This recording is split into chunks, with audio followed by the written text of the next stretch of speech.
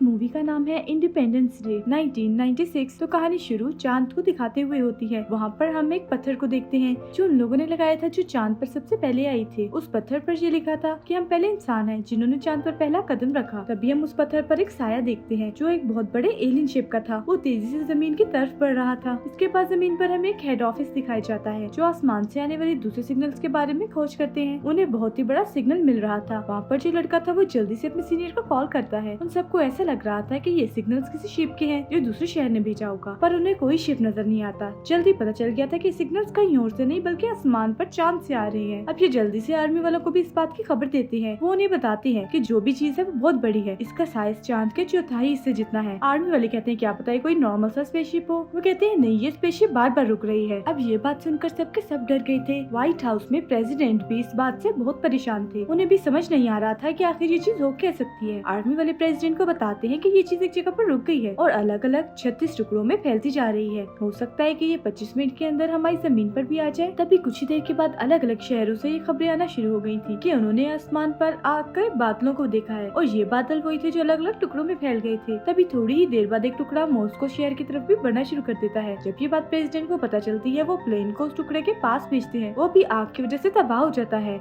इन्हें कुछ समझ नहीं आ रही थी कि आखिर ये चीज थी क्या। कुछ देर के बाद शहर में एक बहुत बड़ा स्पेसशिप आकर रुकता है जो पूरे शहर जितना है और भी बहुत से स्पेसशिप अलग अलग शहरों में रुके थे। इन सब की वजह से टीवी स्टेशन में भी बहुत ज्यादा प्रॉब्लम हो रही थी। तभी हमें एक टीवी स्टेशन पर एक आदमी दिखाया जाता है जिसका नाम डेविड था। ये सैटेलाइट इंजीनियर था। जब ये सभी सिग्नल्स को देखता है तो उसे कुछ छुपे हुए सिग्नल्स भी मिलते हैं जो लगातार बीच में से गायब हो रहे थे। इसके बाद ये बाहर जाता है। डेविड आसमान की तरफ देखता है जहाँ पर इसे बहुत बड़ा एलियन शिप दिखाई दे रहा था। वो समझ गया था कि क्या होने वाला है। वो अंदर आकर स्टेशन के मालिक को बताता है आहिस्ता आहिस्ता एलियंस हमारे सिग्नल्स को बंद करके अपने सिग्नल्स को दुनिया में लाना चाहते हैं। अगर ऐसा हो गया तो समझो बहुत बड़ी तबाही होने वाली है। ये बड़े बड़े स्पेसशिप खाली नहीं बल्कि इनमें एलियंस हैं जो आकर हमारी जमीन पर कब्जा करना चाहते हैं। डेविड ये खबर प्रेसिडेंट तक भी पहुंचाना चाहता था। वो अपनी बीवी को कॉल करता है जो प्रेसिडेंट के साथ मिलकर काम करती थी। वो उसे सारी बात बता देता है।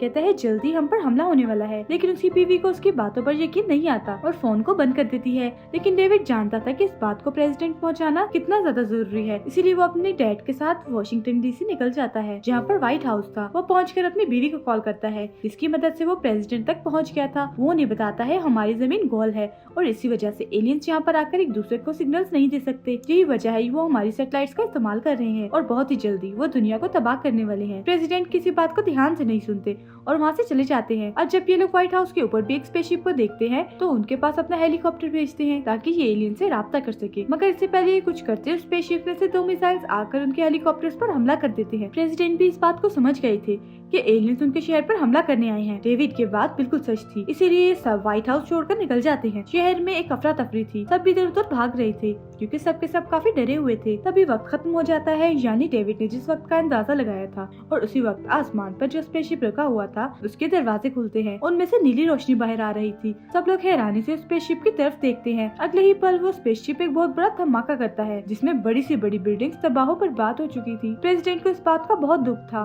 वो सोचते हैं काश मैं डेविड की बातों पर यकीन कर लेता तो कितने सारे मासूम लोगों की जान चली गई। दूसरी तरफ हमें एयरफोर्स दिखाई जाती है जो अपन एलियन से बदला लेना चाहती थी, इसीलिए वो अपने फाइटर प्लेन्स को स्पेसशिप के पास भेजते हैं। इनमें एक पायलट स्टीवन भी था। जब ये सभी उस शिप पर हमला करते हैं इनके मिसाइल्स वहाँ पर जाने से पहले ही तबाह हो गए थे क्योंकि उस स्पेसशिप पर एक सेफ्टी कवर हिफाजती दीवार थी जिसे कोई भी नुकसान नहीं पहुँचा सकता था। तभी उस स्पेसशिप में से छोटे शिप बाहर आते हैं जो उन फाइटर्स प्लेन पर हमला कर रहे थे। इनके हमले में सभी प्लेन तबाह हो जाते हैं। बचा था तो सिर्फ स्टीवन का प्लेन। इससे पहले स्पेसशिप उसे भी तबाह करता। स्टीवन अपने प्लेन का पैराशूट खोल देता है जिसमें वो एलियन का शिप फंसकर नीचे गिर गया था। स्टीवन जब पास जाकर देखता है तो उसमें एक एलियन था जो काफी जख्मी था। स्टीवन उससे मुक्का मारकर बेहोश कर देता है। उधर दूसरी तरफ हमें प्रेसिडेंट को दिखाया जाता है जो बहुत परेशान थे क्योंकि अब एलियंस ने उनकी एयरफोर्स पर भी हमला कर दिया था। इसीलिए इनके लोग ये कहते हैं कि उन एलियंस पर हमें एक बहुत बड़ा हमला करना चाहिए, मगर प्रेसिडेंट ऐसा नहीं चाहते थे। वहाँ पर डेविड भी था जो कहता है हम ऐसे ही एलियंस पर हमला नहीं कर सकते, ऐसे तो हम अपना शहर खुद ही तबाह कर देंगे। इस बात पर मिनिस्टर को गुस्सा आता है। वो डेविड को जाने को कहते हैं। तभी यहाँ पर डेविड के डैड भी आ गए थे। वो सबको गुस्से से कहते हैं तुम्हें पहले इन सब के बारे में बताया गया था तो तुमने लोगों को बचाने का इंतजाम क्यों नहीं किया। तुम जानते थे कि एलियंस का वजूद दुनिया में मौजूद है, तुमने इस बात को कैसे मजाक में लिया।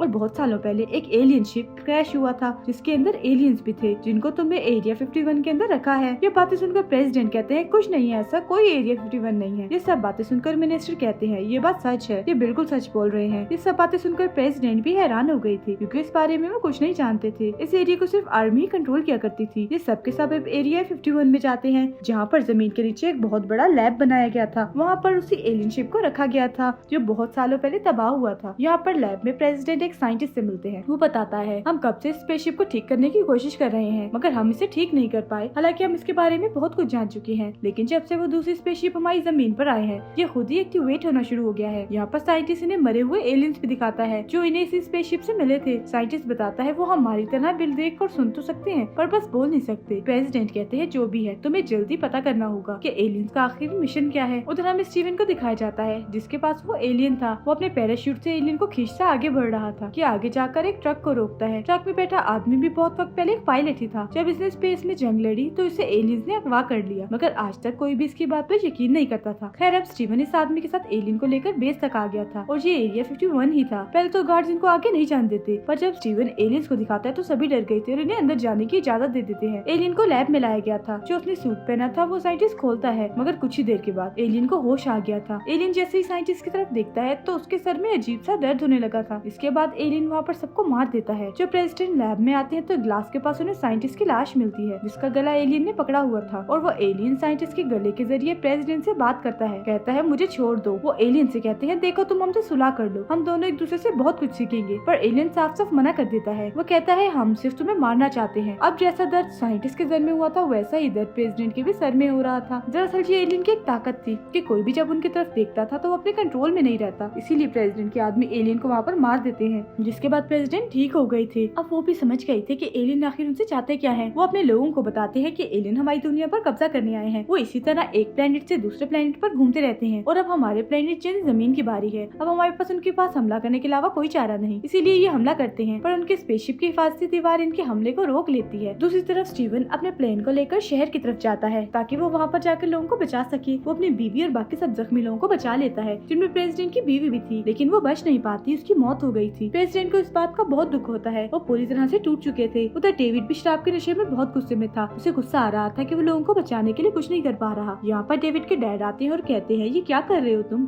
ऐसे तो तुम बीमार हो जाओगे, तुम्हें सर्दी लग जाएगी। तब ये बात सुनकर डेविड के दिमाग में आइडिया आता है। वो जल्दी से उसे लैब में जाता है जहाँ पर स्पेसशिप को रखा हुआ था। वो उस पर एक कैन रखकर ऑफिसर को कहता है इस पर गोली चलाओ। वो गोली चलाते हैं तो साथ ही उस स्पेसशिप के इर्द गिर्द एक हिफाजती दीवार बन गई थी। इसके बाद डेविड कंप्यूटर पर कुछ करता है और कहता है फिर से गोली चलाओ। इस बार गोली कैन को लगती है। सब बहुत खुश थे कि हिफाजती दीवार खत्म हो गई। और डेविड से पूछती है तुमने इस हिफाजती दीवार को कैसे खत्म किया। वो कहता है मैंने स्पेसशिप के अंदर एक वायरस को इंस्टॉल किया जिससे उसकी ढाल कमजोर हो गई। डेविड कहता है हम उनकी स्पेसशिप में भी ऐसा ही करेंगे, वायरस को डाल देंगे जिससे उनकी हर स्पेसशिप की हिफाजती दीवार कमजोर हो जाएगी और यहाँ पर हम आसानी से उन पर हमला कर पाएंगे। सब पूछते हैं हम उनकी स्पेसशिप तक आखिर पहुँचेंगे कैसे। डेविड कहता है इसी स्पेसशिप से हम उनके बड़े स्पेसशिप में दाखिल होंगे और वहाँ पर जाके इस वायरस को इंस्टॉल कर देंगे जो 1 मिनट के बाद काम करेगा और तभी हम 1 मिनट के अंदर अंदर वहाँ से निकल जाएंगे। जब इस बात को मान गए थे, पर सवाल ये था कि स्पेसशिप को चलाएगा कौन। यहाँ पर स्टीवन कहता है मैं चलाऊंगा इसे। ये सभी मुल्कों तक इस मैसेज को पहुँचा देते हैं कि हम एलियंस पर जहाँ पर भी हमला करने वाले हैं और आपके शहरों में भी जो जो स्पेसशिप्स हैं आपको उन पर हमला करना होगा। सब लोग तैयार थे कि वो एलियंस पर हमला करके उन्हें खत्म कर देंगे। स्टीवन और डेविड की स्पेसशिप में एक मिसाइल को भी लोड किया जाता है। यहाँ पर प्रेसिडेंट कहते हैं कि अभी भी हमारे पास पायलट की कमी है। ये हम के पास जाकर ऐलान करते हैं जिसे भी प्लेन उड़ाना आता है वो हमारी टीम में शामिल हो जाए। यहाँ पर वही आदमी जिसने स्टीवन की मदद की थी, जिसको कई सालों पहले एलियंस ने अगवा भी किया था, वो भी इनके साथ टीम में आने को तैयार था। डेविड और स्टीवन दोनों स्पेसशिप में बैठकर उड़ने के लिए तैयार थे। ये उनके सबसे बड़े स्पेसशिप के अंदर दाखिल हो गए थे जहाँ पर ये देखते हैं एलियंस की बहुत बड़ी तादाद है जो हमला करने की तैयारी कर रही है। इनका स्पेसशिप खुद ही रुक गया था।